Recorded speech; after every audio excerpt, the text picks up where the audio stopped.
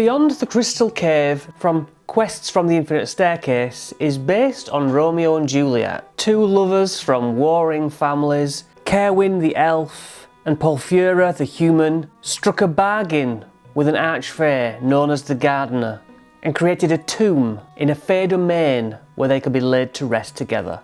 Years later, two new lovers called Juliana and Orlando flee from their rival families. In similar circumstances, Governor Isabella Forcare greets the PCs at her mansion. Isabella is the mother of the girl, Juliana, who's been gone for 2 years. Other adventuring parties have been sent to find the pair, and some haven't returned. The adventure says that the mother actually knows the pair disappeared into the Cave of Echoes, but I'm not really happy with that personally. You could simply suggest that the pair were spotted down by the beach near the caves, but it's hard to know if that rumour is credible.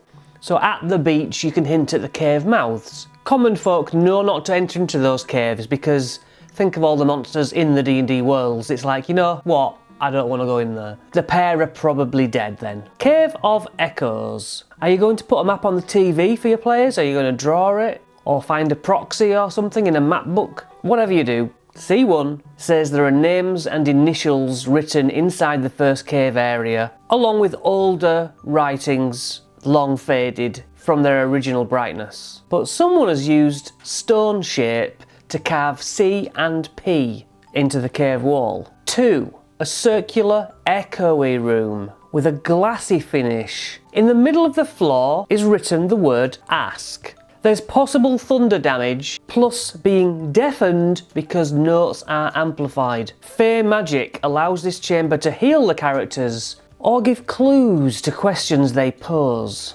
Area 3 has 3 variant spectres called poltergeists. They throw rocks at the party and try to throw the players on stalagmites. There's also an ochre jelly in a side area. A previous victim's skeleton has a necklace of adaptation. Area 4, 2 mud elementals have been created by magical waters here. Use the water elemental stats. These ignore the difficult terrain of the muddied area. 2 mud mounds hide the corpses of 2 fallen adventurers on the search for the lovers. You can get thieves' tools and a +1 dagger here. The dagger has madrigal carved in Elvish. 5. This tunnel has a stream with uncut gems at the bottom of it. 6. A crystal covered chamber with this waterfall at the end which is seemingly in still pose, but it is actually moving very, very slowly.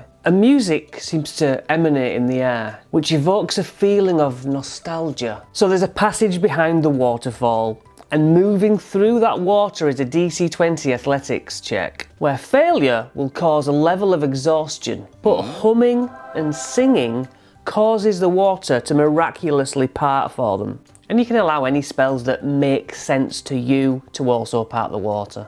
7. There's 2 steps up to a room carved into the rock with a mosaic floor. And it pictures a paradise.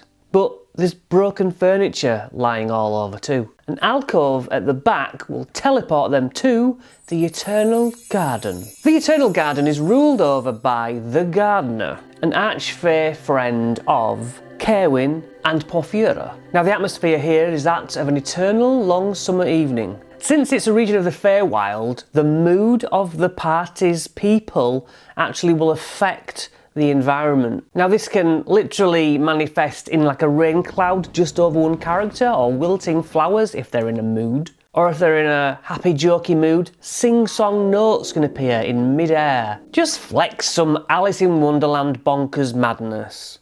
If PCs act badly in this place, such as highly damaging the domain, they will be swiftly teleported out and back to the waterfall. There is a mist that stops the edges of this domain being reached in a sense, but that is the edge.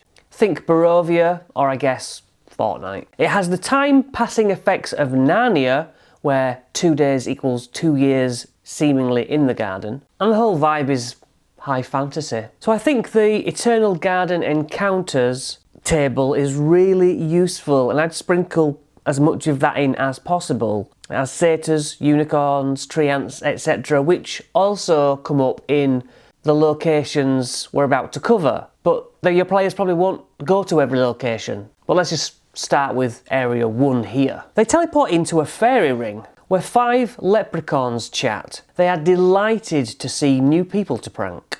The fairy ring is now one way only. These leprechauns think that Juliana and Orlando are the reincarnation of the previous lovers who created this place. We have clues in the form of limericks if you want to go down that avenue. I personally would consider having them randomly nailed on parchment to trees all over. Area 2, a massive oak tree dominates this area. Shamrocks grow in the undergrowth. These serve as one of the keys to a sundial much later on. 3, an insanely large tree made of oak serves as a house for the leprechauns. There's a door inside which leads to an illusion of crushed humanoids in skeleton form, which is concealing an iron stone of sustenance. This orbits around your head and means you don't have to eat or drink. Tell me in the comments, do you actually track food or drink, or have you given up on that? Deeper still into this illusion treasure pit,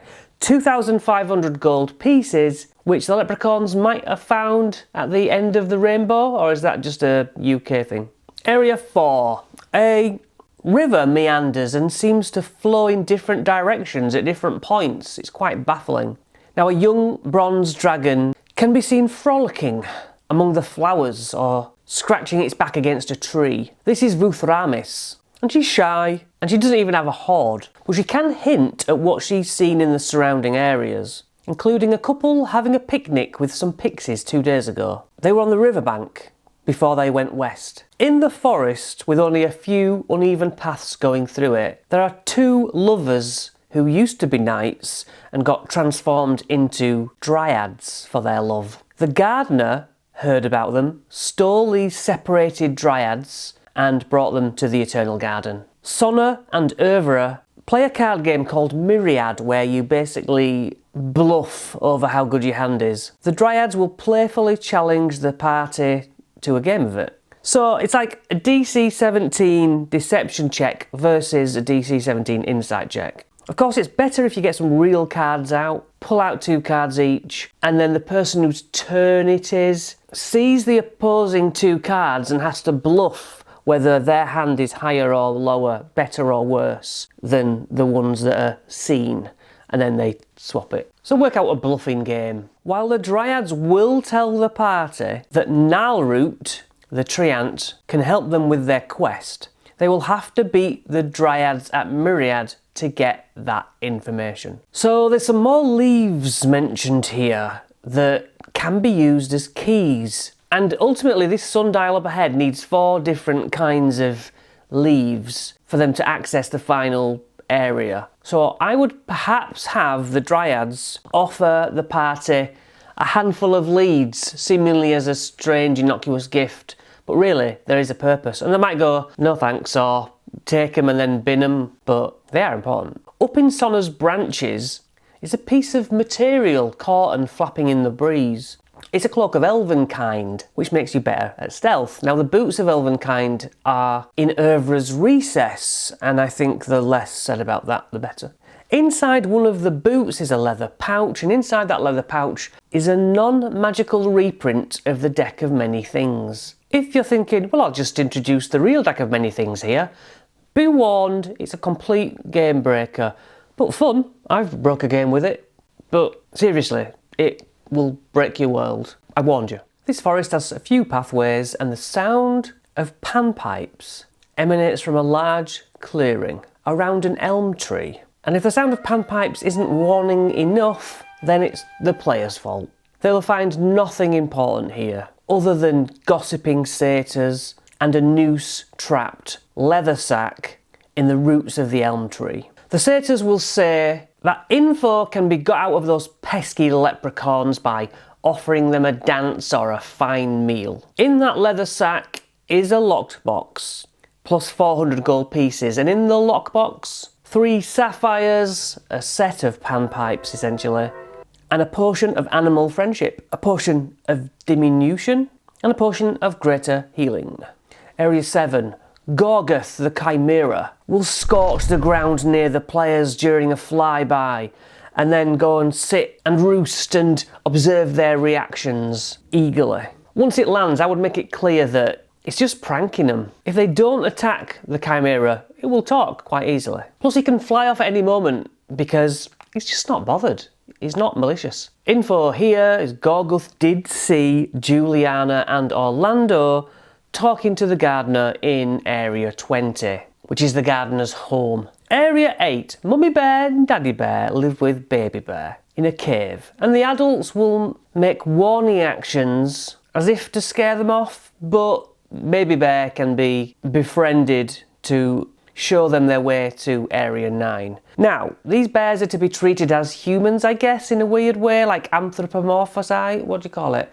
Anthropomorphize. Anyway, basically have the dad wear like a little scarf and maybe the mum wear a straw hat with a feather, a flower in. Just Disneyfy them because they can talk, they're being awakened, they're sentient now in a communicative way. I say that because otherwise they're just bears and the players would be like, nah.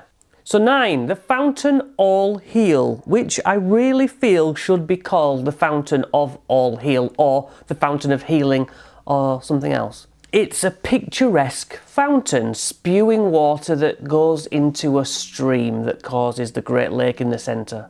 The curative water could be described as sparkling to make it seem different. It gives you the benefit of both the heal spell and the greater restoration spell, which is cool. Now they must use this water that's taken immediately. If they store it in a water skin or what have you, when they walk away, it just turns to gravel, so you need to say, hey, suddenly your pack's heavier or your pocket's heavier. It's all turned to stone. The catch is they must also make a DC 18 wisdom save or lose all desire to ever leave. Nothing short of wish can change that. So players might be effectively imprisoned here, although there's a get out at the end. But the fun will come when you slip your player a message saying, you must play this like you will never leave. You love it here so much. Now there's more leaves that turn out to be keys, so mention them but don't push them too hard. Area 10. This is a fairy forest filled with butterflies and fireflies. Pixies and sprites live in a badger's burrow with a 1-foot high front door. The inhabitants will not want an evil aligned character in their glade, so have the tiny insect life swarm around them really irritatingly to try and get them out. But friendlies are happily greeted. This is an opportunity for some fun because they all get in a huddle, these sprites and things, and then one leader will come forward and that leader will ask for something shiny, something magical, something with a story attached to it before going back and conferring again. I mean, cue for the party to give them any old crap. Whereabouts have the pixies chatter with mixed emotions before the leader might say, we'll take it. Although all they really know is that the lovers picnicked with the pixies 2 days ago when they found that healing fountain. Now inside those little house dwellings, the pixies have a gold ring, a pearl of power which can have you regain a spell slot, and a potion of clairvoyance. In Area 11, this grove has twisted medium-sized trees, all in sort of basically human terrified poses. These are now called bark burrs, and the bark burrs protect an ancient oak tree with a sword jutting out of it. It's a +1 longsword with a gem-encrusted hilt, and when you pull it out, it glows. A perception of 16 will spot a black opal pendant in the canopy. Now transformed people can be taken back to that fountain to be turned back. Greater restoration, you see. 12 is the grumpy gnarl root. He's a tree ant who lives in a cave within a ravine and tells people, get off my lawn. In Gnarlroot's cave there's a table and a chair and gardener's tools. He just pots plants and he's a horticulturalist. Although he does have a potion of growth and can drop the hint that the two you're searching for were seen collecting leaves and heading into the hedge maze. Area 13, 2 giant toads protect their eggs in a cave. If they are calmed, the players will find a +1 shield emblazoned with a picture of a painted frog. No explanation, just is what it is. Area 14, a beautiful meadow with a wooden stable for a centaur family. The parents, Herak and Persella, will ask the interlopers, "State your business." The centaur children, Carrie and Vinz, play in the lake with giant otters. Now there's a beehive for the honey tea on offer, and that honey in the hive can be used for a potion of vitality, which removes exhaustion, cures diseases and poisons. The centaurs say the lovers went into the hedge maze and didn't come out. So there's various clues pointing to the hedge maze, gathering leaves because they're needed, and essentially everything funnels them to the hedge maze and beyond. Area 15, 2 standoffish unicorns called Star Gleam and Silver Lily protect the areas in front and around of the hedge maze. They question the party. I see them as upper crust posh Brits. "I say, you there, I wonder if you'd engage in a debate on the language of love. What? The only real info gleamed here is that the fountain's powerful elixir water has entranced the lovers to stay here forever. Area 16, there's a hedge-walled construction with yellow roses which deal 31 average piercing to pass through, and then the rose scent itself can be poison if they fail a DC 15 con save. And then Area 17 is just basically a red version of the same thing, so you could swap out the scent for something that causes the sleep spell effects. Area 18, giant otters, using the giant weasel stats, like to bump people in boats on the lake. The boats tip up and then the otters play piggy in the middle with precious goods the players drop. Remember that the gardener will teleport any full-on hammers to this domain back to the waterfall. So the players can't be too murderers about these clowning otters or any of the denizens here. 19 is a marble building with several floors, but all open at the sides, and there is a basement area too. It's like decking, it's like a sun lounging area to appreciate all the views, but if you go downstairs, it's now flooded where otters have broken in to basically use as quick access. Area 20, the gardener's home, and therefore lair actions if there's an issue. They either grapple players with these walls of vines what shoot up, or the players get teleported next to some defending large plants. Now this occurs if malice is detected as they approach, or I guess if they've had a fight and they walk out to leave, the area fights back. Otherwise, the gardener will greet the party inside a lichen-covered home, have the players had balanced defensive fights or antagonistic battles, because you're allowed to fight back to a certain degree the things that go on, but if you're really malicious, the gardener will teleport you out. The gardener will basically judge you, and I'd allow the gardener to very much manipulate, don't look at the stat block, just basically shape change, grapple the players in her house, do whatever she wants. She is completely in control in this area. She can show extreme power over these characters in her home. But she's always trying to get a second chance out of them. She's like, calm down, be nice. I'm going to let you go, be nice. And the second chance is always offered with a hero's feast.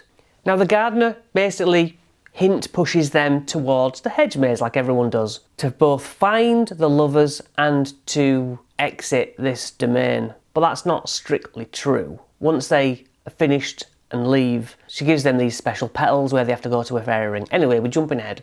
21. So this is the hedge maze itself. The ever-changing maze surrounds the sundial, which takes either survival checks kind of deal to navigate, or you just say, I'm just going to walk towards the middle, but you're taking 31 piercing for each wall you cut through, and it's like at least 4 of them you have to pass through. Can they simply fly over? Allow them that win. I mean, it's the sundial that's important, not the hedge maze. So they get to the sundial and it has 4 different shaped leaves. They need dog rose, mistletoe, oak and shamrock to start this sundial. Now this is pivotal. Do they have no leaves and have to go and revisit 4 locations again when they've just talked to some people, seen the leaves, not picked any up? That's frustrating. It ain't fun. So maybe have random roaming inhabitants whose clothes are partly made of some of these items, so they don't have to go quite as far. Maybe birds are carrying them to their nests overhead. You might have to just give them a little bit of help rather than persecute them. This really all depends on your table, you know best. Ultimately, the sundial glows, they're teleported somewhere. Basically to a completely separate but sideways demiplane with just the Palace of Spires within. So Area 1 in the Palace of Spires, they can look back from the gatehouse where they start and they can see outside into the garden. There's a nice silver fencing. Beyond there appears to be a hedge maze, but they can't go through the gates, can't even fly over, if you want to allow it, but the hedge maze maybe goes back for 2 rows and then it's just nothing. You can't, it's like hitting a painted wall. It's blocked. 2 walled gardens stand either side of a pool. An identical sundial here requires extra versions of those leaves which didn't come with them. Do the players carry more? If not, people here have them. The NPCs here can help. Area 3, sweet, sweet music. Makes these circular areas beautiful places of rests. Take a short rest and you gain the benefits of a long rest. How wonderful. But only once a day, don't get greedy. Area 4, 2 statues, one of Cerwyn, one of Porphyra, guard the double doors. They each use the Earth Elemental stats against anyone who tries to force the doors open. Enter in peace is written on an archway above the door. And it's in all languages at once, so everyone sees it in their own favoured language, weirdly. They must not have any weapons drawn to enter. To stop the statues attacking, if you have got into a fight, they can lay down their weapons and that will stop the combat. So at any point, all the players can be disarmed and it's alright to lay down your weapons because there's not really meant to be any combat going forward, which is interesting or boring. If you have an opinion on that, put it in the comments. Tell us all what you think of this adventure. While you're there, you could leave me a like to show your appreciation for my time spent putting this together for you. Each like makes the epic boon you will receive more powerful. Area 5. A fountain is at the head of the room, beyond which is a climbing staircase. Tables and chairs and glasses and fruit bowls are around this area. The fruit and drink tastes delicious, but the highly unlikely event of a combat draws in some deeper occupants. 6. Juliana and Orlando sit on a swing in a bedroom while sat in their nightclothes just chatting. They are enchanted by this garden and almost in a daze. Scattered around the room are both their keys. They are key rings with metal versions of the 4 leaves needed to get in and out. The couple talk as if only 2 days have passed, not seeming to be aware that time works differently here. There's a bunch of tat behind a tapestry on the wall of frolicking people and that sort of bull. The couple will only leave if they are subjected to a wish spell, which is handily available in Area 12. Will the party hear they don't want to go and be like, fair enough, see you then? Or will they knock these 2 idiots unconscious and cart them back for the reward from their families? Area 7, this room contains another couple. These are Argus, a mage, and Hamish, a gladiator, a previous search party for the lovers, who also got enchanted by the waters. Now annoyingly, if these people get the wish cast to disenchant them, they're still like, yeah, we still want to stay. It's a bit disappointing. I'd alter that if I ran it, but I won't be running it because it's just not my kind of thing. Behind another tapestry, you can find something reasonable. A spellbook, a wand of magic detection, and 2 potions of greater healing. 8 is a gallery of pictures and statues depicting the original lovers who created this place. 9 is a nice roof garden. 10, a crystal bridge. 11, a roof garden. And 12, finally, the tomb with the sarcophagus of Cerwyn and Porphyra. There's an inscription on the lid. It hints at turning around and leaving if the players do not open the sarcophagus. And that would never happen in one of my games with my players. Then each player gets a wish spell. Otherwise, all bets are off. Wish spells are completely denied as soon as this place is disturbed. If this game is not part of a continuing campaign, I guess any wishes granted won't have any bearing on anything. They can wish for whatever, and that's just their ending of the game. But my players will usually say, "Make me level 20." Upon leaving this building, the gardener will confront them, meet them, whatever, act in accordance to the respect shown in the tomb. The gardener can give them an exit petal for a fairy ring. They come out for each day in game, 1 year past, and the reward from the families is 10 platinum bars worth 500 gold each. And now, for those of us interested, let's remind ourselves of some of the stats.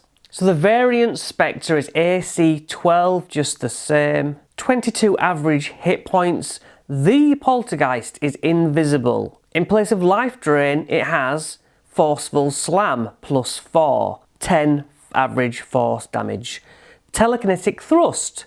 Targets a creature or an unattended object and can hurl that object 30 feet in any direction, including upwards.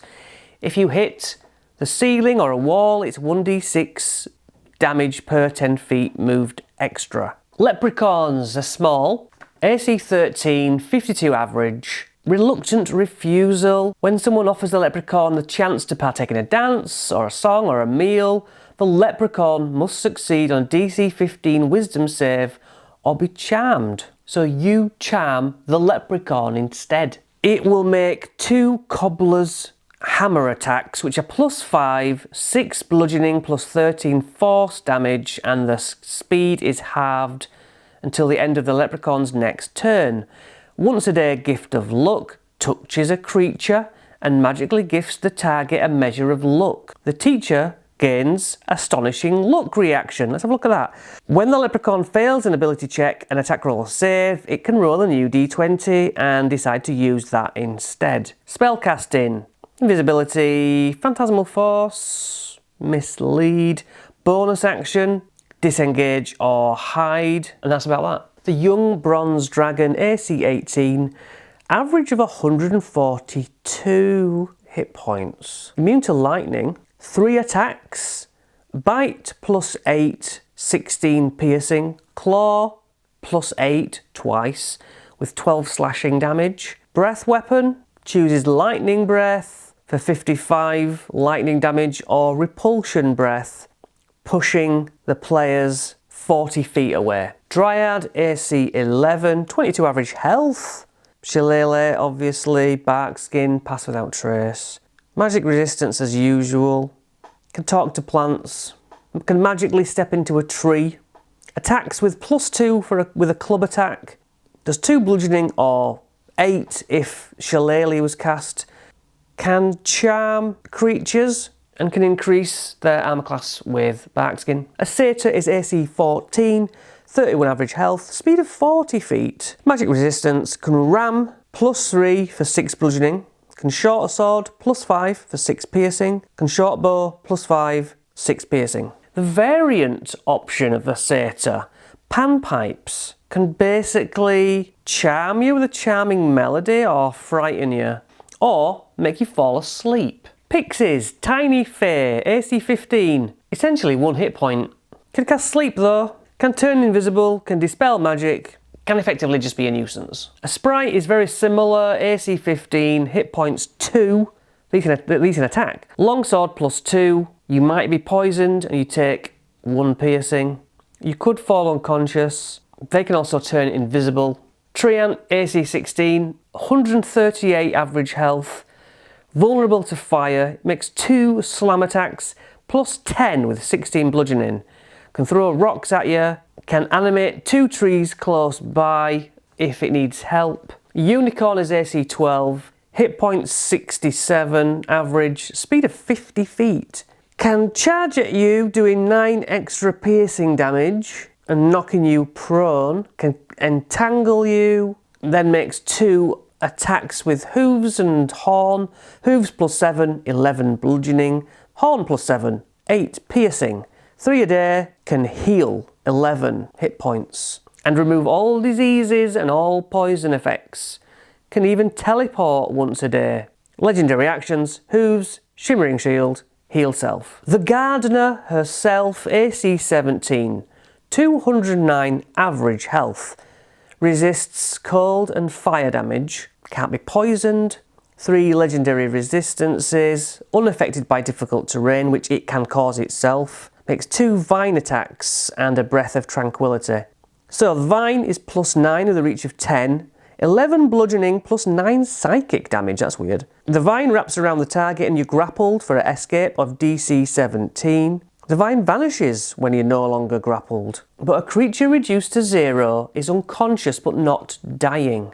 The breath of tranquility, she exhales a vapour in a cone, DC 17 con or you're poisoned. On a fail, you're unconscious. An unconscious creature is no longer poisoned because she's not a bad person, she's just trying to soften you and calm you down. She can teleport, make heroes feast, Goodberry, so she can heal really. The reactions available here are pacification, 10 psychic damage but knocks you unconscious instead of dying. Spell refuge, can choose 5 creatures nearby to have resistance to all damage from spells. She's a good person. Any feedback will be happily taken.